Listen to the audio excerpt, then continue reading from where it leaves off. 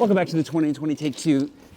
I'm Jay Swanson. This is the 14th arrondissement of Paris. I am currently standing in, where am I standing? I'm not even standing, I'm kneeling. This tunnel right here leads to a mysterious underground lair that we won't be sneaking into because that part's illegal, but we are gonna be coming back here towards the end of the video. If you wanna know what the heck is going on here and how you can get to it, be sure to stick around for it. But the 14th is a place that I generally think of as being pretty empty, to be honest. There are some things here that I really like.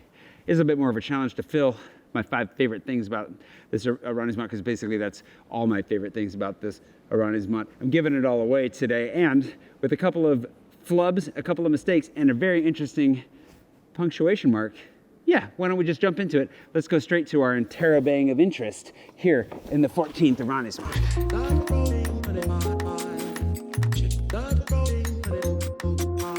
To start our journey into the 14th, possibly my least favorite arrondissement, I'm willing to go on record for that one. There's like nothing here, but that's not entirely true because I have discovered what I'm referring to as the interrobang of interest, because we're stretching as far as we can to make this work. However, in the interrobang of interest, we might touch on one spot to see dead people here. The most famous thing in this arrondissement is a massive pile of dead people that stretches underground for a really long time. I've made a video about that. I am referring to the catacombs. You can go check that out. I'm not going there today because you know who's really dead? Are the people standing in line. It's an insanely long line. It's really hard to get into. It's not hard to get into, it's just painful. And so honestly, I would recommend skipping it unless you're really into skulls. I would also skip the entirety of the 14th if you're short on time. I'm holding my dog's leash and I realize it's probably pretty distracting. He's right here. He's just hiding. Here, let's do this. Anyway, where was I? Oh yeah, the interrobang of interest. So this is the point of our interrobang. If you don't know what an interrobang is, it's probably my favorite punctuation mark, literally ever, both because it looks cool, also you never actually use it, and also it just is fun to say interrobang. We're in our point here in Place du Sceau, and we're gonna come back here, but where we're gonna start is at the tip of the question mark, where we're gonna find ourselves a little pastry at Eric Kaiser.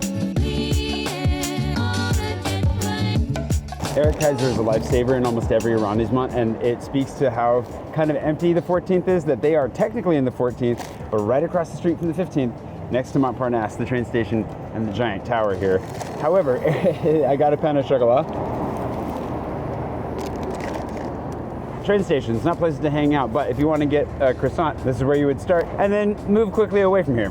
I think at this point, Eric Kaiser qualifies as a chain because they are all over the place, really easy to find, but the nice thing is that there are certain chains that are reliable, which I do have in my guide. I've got a handful that I would go to anywhere in town, and they're lifesavers, places like the 14th, which is, I mean, they're barely in the 14th, they're like on the verge. The 15th is right across the street, but if you're gonna find yourself kind of up a creek, it's nice to know certain names like Eric Kaiser, where you're like, oh, well, at least we know that a couple streets away, there's an Eric Kaiser, and we'll get a good croissant or pain au chocolat, or, you know, whatever pastry it is you're looking for, baguette, maybe even a sandwich. You never know, on a good day. So, Eric Kaiser, definitely a lifesaver, especially at the tip of our question mark in our interrobang of interest.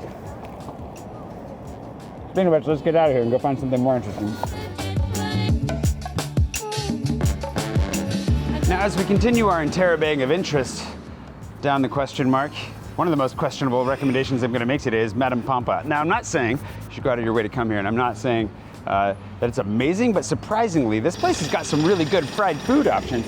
I wound up here by total happenstance once. I met some friends who got off the train. They happened to be here. I was surprised. I actually liked everything that I ate here. It's not my style, it's not my vibe, but hey, I'm not always right. You can't judge a book by its cover. If you happen to be in the neighborhood or you just get off the train at Montparnasse and you're looking for something that's satisfying and you don't mind fried goods, I'm pretty sure everything else is probably pretty good here too. Might as well go for it. Edgar Quinet also has an outdoor market. It's not just about this. And one of my beer recommendations if you're in the neighborhood for drinks, there's some good options for a little bit of nightlife, also the market when it's out. And yeah, I believe that this fits very well with the interrobang of interest.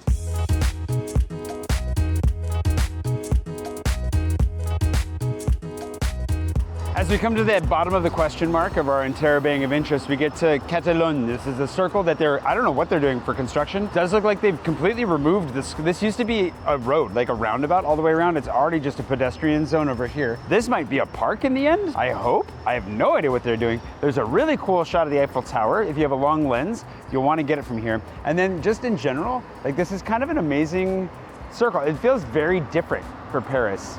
Circle, square, you know what I mean. It's a circle, but we would call it a square. Why do we do that? I don't know.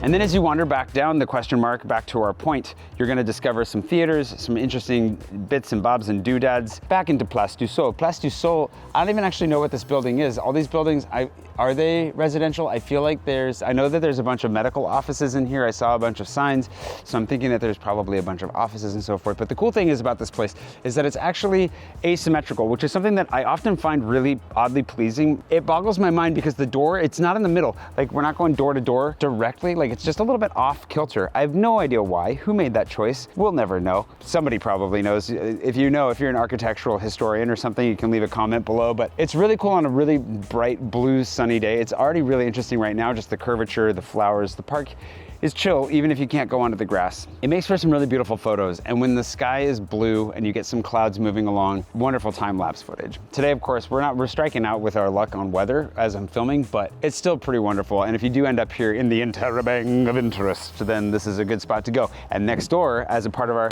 point at the base of the interrobang, is Notre Dame du Travail.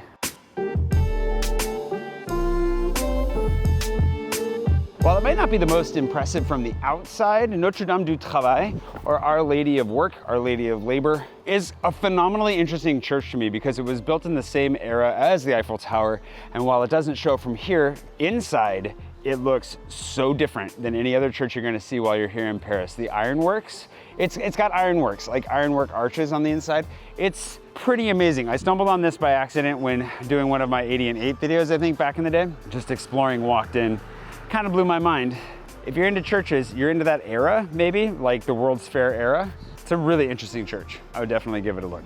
Now that we've rounded out the question mark and hit our point, it's time to jump on to the beginning of the exclamation, which is gonna start with coffee, which is fitting for any exclamation point, really, isn't it? Okay, Goop, come on. I ride my bike, I roller skate, don't drive. To finally start off the exclamation point of our interrobang of interest, and far too late in the morning, really, if you ask me, it's the only coffee shop I know in this neighborhood, Hexagon.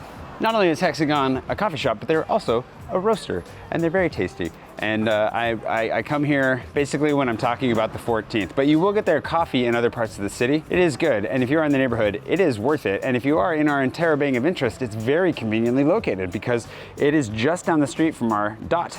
Place du Sol. It's delicious coffee, and it's gonna get the exclamation point really going. So let's do that.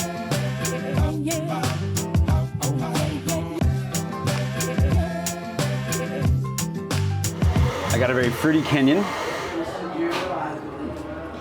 Wow, it's a really full body, but sharp in a way that like I tend to associate with like kind of a lighter texture. I don't know if I want to get too into the weeds on the coffee, but it's really good, and the treats look delicious. I've already done enough with the pain au chocolat earlier, but that sablé with the flowers looks really nice.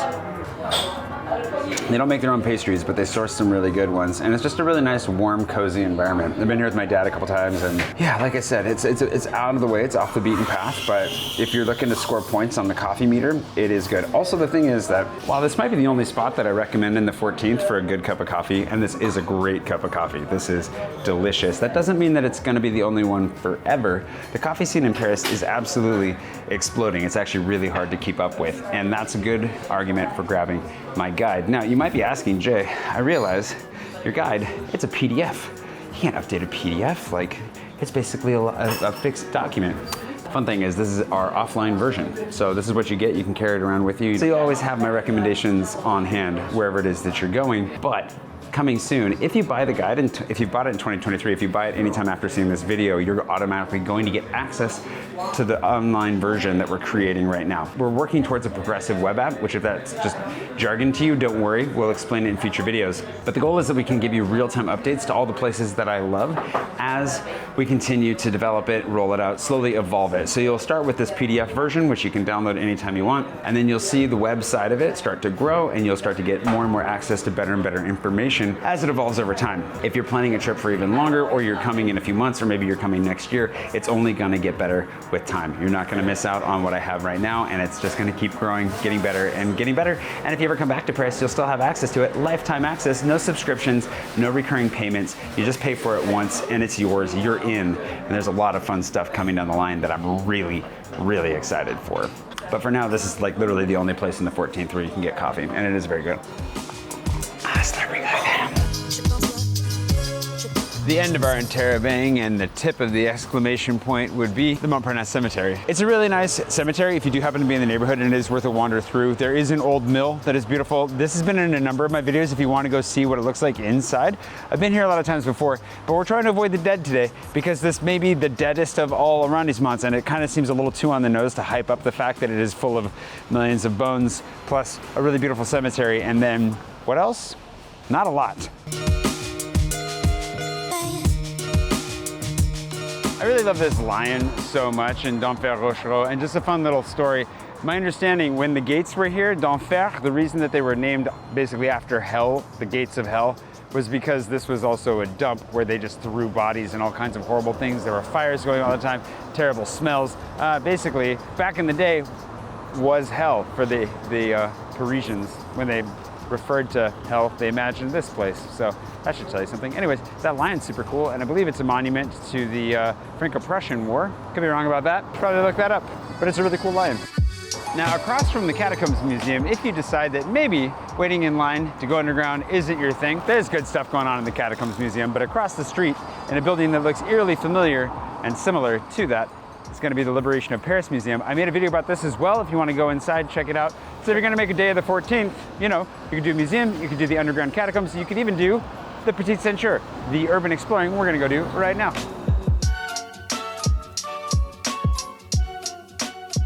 Thanks to today's patron producer, Yanni Hukanen, and all my patrons for making this possible. I don't know if you realize this, but all of my content is completely viewer supported. Whether you're a patron of mine or you buy my guide, it's thanks to you that I'm able to go out, explore more, try new places, find some that aren't so great, and then hopefully help you to avoid them, but also find more places that are amazing that we're gonna try and do right now for lunch. Please be good, please be good. Anyways, thanks to Yanni and all my patrons again, and thanks to you for watching. I mean, just by being here, you're supporting the channel, but those guys get special mentions because they really support the channel, so thank you.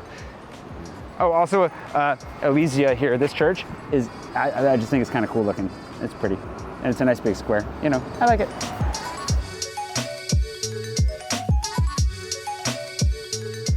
The Poinçon. This is a place I've been wanting to try for quite some time now, and surprise, surprise, but it's closed. In their defense, it is actually clearly marked that they're closed on Mondays and Tuesdays, so that is totally my bad. In my defense, my schedule's been all over the place. I don't know if this is public yet. It's gotta be public by now that I did a TEDx talk. So my schedule's been all over the place, and when I originally planned on coming here, it was on a Wednesday, so when I looked it up, I was like, yes, this is gonna work. And then I had to move it to Tuesday for reasons, didn't register the difference in my plan, and so here we are. The nice thing about this one, and if you wanna come down here, is that it's very conveniently located by an entrance into the Petite Ceinture, which is otherwise fairly hard to find. So if nothing else, register Le Poinçon as a landmark for the entrance to the Petite Ceinture, a little bit of the park, which is where we're gonna go in now. I'm really hungry. I was actually thinking my backup could be the MF Chicken across the street just because it's hilarious, MFC, and we all know what MF probably stands for. Whatever, let's go check out the Petite Ceinture. I've been promising it this whole time. It's wonderful. Go check this out. And then I'm gonna end up at McDonald's or something at this rate. Jeez. There's a little bit of history here on the side of the building. What's interesting is that when this was originally part of the Petite Ceinture. The station was abandoned as the metro took over and nobody was using this train line anymore. But the Bellevilloise, which we saw in the 20th, right? Then the 20 and 20. So if you go back and check that out, I guess originally they took this over and it was a cultural center that they put together, and now you've got the restaurant and cafe named after the Poinçon, which is really cool. Anyways, from this little sign, over here, just behind the building, is a stairwell down to the Petit Centre. Let's go.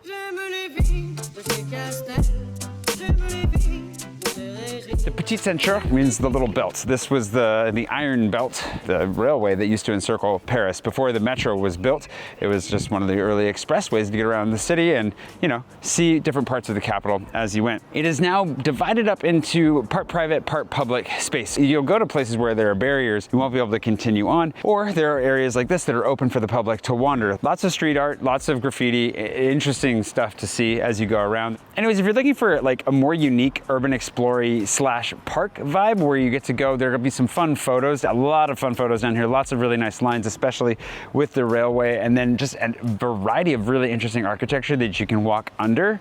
This is really nice. I actually really like this area. We've come down here for photo shoots before, and if you do feel like jumping a barrier, which I'm not saying you should do because you definitely should not do that, but if you do, there are some very fascinating parts to go into that you definitely would want to bring a flashlight if you were going there, as well as maybe water, but we've gone on some really, really long walks through portions of this that actually that section used to be open and it's not anymore. Anyway, I love this park. I really, really do. And there are different entrances around the city. We might show you one or two more throughout the series, but genuinely this is one of the best ones. That should do it for the 14th. I hope that you found a few things to explore if you ever do find yourself here wandering around, as you might. Again, I wouldn't necessarily recommend you go out of your way to go to the 14th, but these are some things that I genuinely like. And if you've spent a lot of time in Paris and you do want to wander in a neighborhood that is very quiet and different, this one might do the trick for you. Be sure to tune in for the 13th, which we're going to be doing next week. If you want to jump in on that, obviously you should come around for it. Be sure to subscribe. Thanks to my patrons for sending me out here. And make sure you go to ParisInMyPocket.com to grab my guide to get to all the good stuff that I have to share. Even if this neighborhood doesn't have much in it, we're going to keep exploring. We're going to keep finding good stuff. I promise we will find something that I love in this neighborhood to eat, maybe even to drink. Oh, there is a beer spot, actually. I do have a beer spot in there if you'd like to do that. But in the meantime, be sure to subscribe, tune in again next week. And you know, we're not finding a park next week, but in 2 weeks, one of my absolute favorite random tiny rail parks coming up. Let's go, Coop.